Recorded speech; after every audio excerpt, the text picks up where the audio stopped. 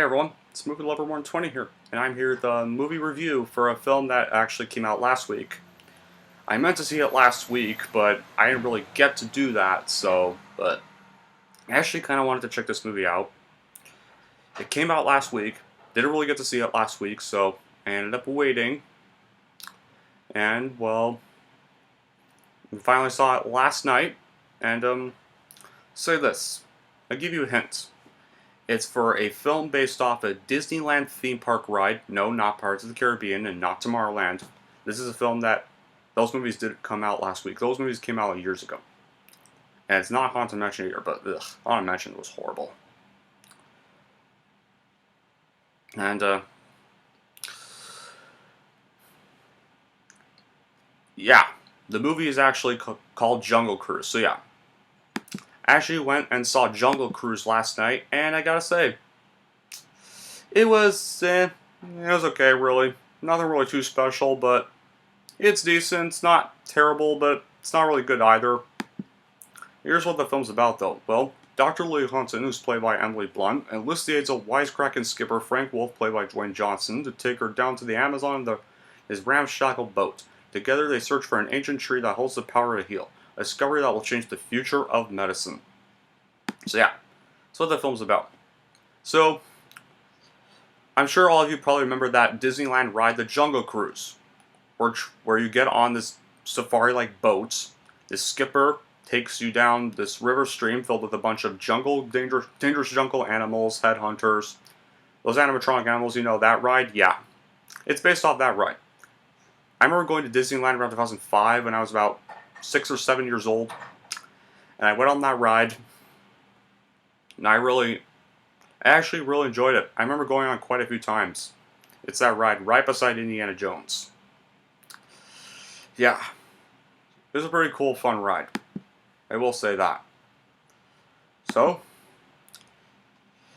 yeah. It's the latest Disney live-action film. It's directed by James Colicero, who directed many entertaining Liam Neeson action films. The direction is very gorgeous in this movie, and yeah. There are a few good qualities and a few bad qualities, I will say this. Like, the pacing is decent enough. Not sure it really kind of justifies the runtime. And I feel like the movie is kind of more aimed at younger audiences, but the acting is pretty decent, and especially Dwayne Johnson actually did give a pretty hilarious performance as that skipper Frank. Yeah, as the skipper Frank Wolf. I thought he was actually pretty hilarious as the skipper, really. Probably the best part of the movie. Emily Blunt did give a pretty good performance as Dr. Lily Hunton. I will say that. I really liked both their chemistry as well. Well, the rest of the acting is decent. It kind of fits with the canny, coded Disney-esque tone of the production. But in hindsight, the characters kind of seem unfinished and inconsistent. The CGI gets pretty cringe-inducing at times, but it is pretty passable enough. And suspense was, well, there somewhere. A lot, but apart from still being visually pungent, the style of presentation still has the Disney trademark all over it, but then again, it's a Disney movie. So, the score is definitely complemented the on-screen depiction. From a technical viewpoint, I'd say everything kind of went rather smoothly. And you want to know what I did like? There was no woke crap in this. No. I really liked that there was zero woke stuff, there was zero politic bullshit in this movie for once. It felt good to finally watch a live-action Disney movie, well, besides Cruella, to not have a bunch of woke crap, finally. Yeah, I liked how this and Cruella, well, Black Widow does not count, guys. Like, Disney just owns Marvel, so it's not a Disney movie. I'm talking about the live-action stuff Disney actually made. Like, Cruella and Jungle Cruise this year were actually the first two Disney movies in a while to not have woke bullshit. Not like all their Star Wars sequels and a few other stuff they made before 2021. I like they're finally getting out of that with their live-action stuff, and it's good to finally get a break from that. And just watch an actual Disney film for once. Now when it comes to the humor, well, it's often a hit or miss. Like, specifically a lot of Dwayne Johnson's comedy scenes were definitely the funniest parts of the movie. I definitely had a lot of fun with a lot of Dwayne Johnson's one-liners, especially. Yeah, a few other one-liners were pretty good, and the same can't really be said about the screenplay, however. But the pace often drops, and as a result, the movie hangs heavy at certain moments, and then in the final act was a victim of similar treatment. But there are still some dumb Disney jokes here and there. But it's obviously for the younger audiences, and a lot of it's presented by the comic character McGregor, and I actually thought McGregor was a pretty okay character. He wasn't really great, but I thought he was pretty decent for what he was, and the three main casts do work well, but not the villains. There's like two groups of villains. One is these Germans, and the other is this supernatural type of people. Can't there really just be one? Yeah. That was my problem. There was too many. Yeah, another problem is there were way too many villains in this movie, and yeah, it really should have just been one of them. But oh well. The supernatural people should have been the only villains in the movie. And this film even asks you to believe a lot of things. Like, there's a certain thing explored about character in the second act that also didn't really work, but if you see the movie, you'll probably know what I'm talking about. Now, as for Jungle Cruise, well, it just tells a safe and simplistic story. It's really fairly predictable at times, but I wasn't expecting the story to be anything special, considering that it's based off a theme park ride. And right, what really carries this movie are its characters. Like once again, like I've said, Dwayne Johnson knows how to play a characteristic character, and this film he definitely does a great job. I think he's probably the best character of the movie. William McGregor are also pretty good characters too, but I think Frank was probably my favorite character in the movie. He's probably just hilarious to watch from start to finish. And it's really like another movie once again with the big flaws that were the mirror the visuals. There's a little too much CGI, and it's pretty noticeable. CGI itself wasn't really bad, but there's way too much of it. The pacing is a bit off, but there was times when the story should be ramping up, but it just really slowed down, really. But yeah, Frank Wolf in this film, he kind of gave you throwbacks of Jack Sparrow from Pirates of the Caribbean franchise. So yeah, he's actually pretty similar in terms of a few comedic moments, like with Jack Sparrow. Say, yeah. So yeah, like I said,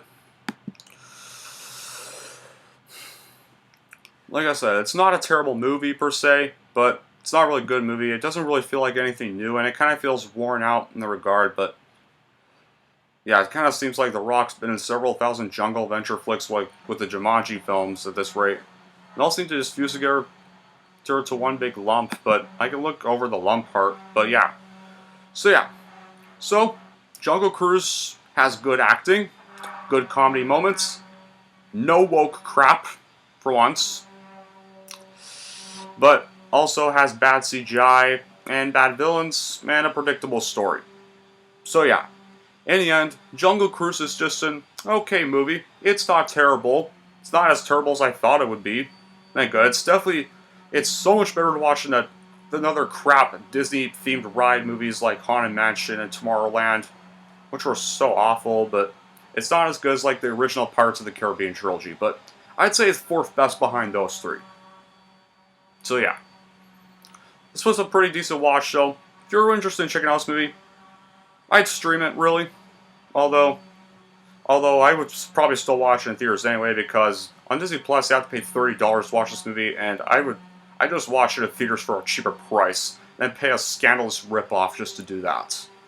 Like, there's no way I'd ever want to pay $30 on a streaming service just to watch a certain new released Disney movie, because, yeah, no, that makes me very thankful I did not get Disney Plus. I am not paying ridiculous amounts of money just to watch certain Disney movies. I can just stream those anytime, anywhere else for free. Or just buy them on DVD.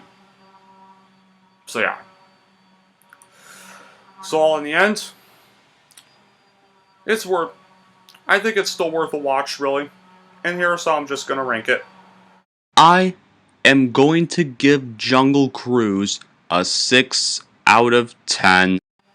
Alright, and that's my review for Jungle Cruise. So, you guys are probably wondering, movie lover 20, did you see Old and Snake Eyes yet? Well, yeah, I saw both of them, and I'm going to give quick thoughts on them. Snake Eyes, I also thought was just alright, really, but to be fair, guys, for the subscribers who are fans of G.I. Joe, I'm not a big fan of G.I. Joe. Like, I don't even like those new G.I. Joe movies. I mean, yeah. The ones with Dwayne Johnson, yeah. I was like, I don't really like those ones. I mean, I've never been a big fan of G.I. Joe to begin with. Kind of like how some of my favorite subscribers aren't really fans of Ninja Turtles, which I respect that. It's how I feel around G.I. Joe. It's just, G.I. Joe's not really my thing. Never watched the show, and yeah, I just don't really enjoy that franchise that much. But Snake Eyes was okay. Snake Eyes was just okay, really. I don't think I'm gonna buy that movie, really, because it's not really worth adding to my collection. And as for Old, I did not like Old. I saw that in theaters, and I really hated it.